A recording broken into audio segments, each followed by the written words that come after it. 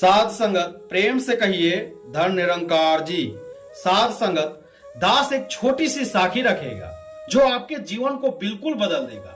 साध संगत मोहन एक बहुत गरीब इंसान था। छोटा सा घर, साधारण नौकरी और जिम्मेदारियों से भरी जिंदगी। लेकिन उसकी सबसे बड़ी समस्या गरीबी नहीं थी, उसका हमेशा दुखी रहना था।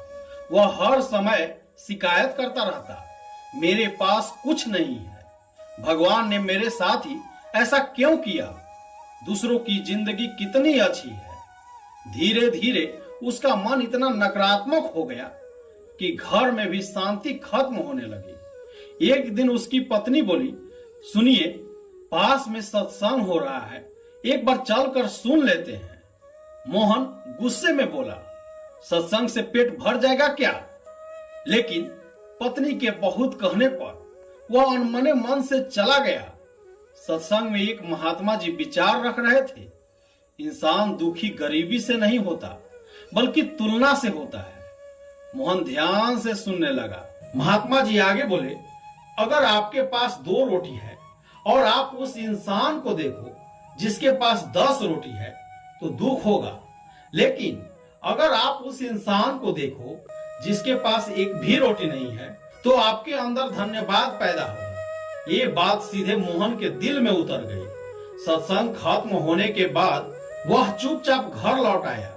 रात को उसने पहली बार अपने घर को ध्यान से देखा। छोटा सा घर था लेकिन सिर छुपाने की जगह थी। सादा खाना था लेकिन भूखा नहीं सोना पड़ता था। परिवार छोटा था लेकिन प्यार करने वाला था। उसकी आंखों में आंसू आ गए। उसे एहसास हुआ जिसे वह कमी समझ रहा था, कई लोगों के लिए वह सपना था। अगले दिन से मोहन बदलने लगा।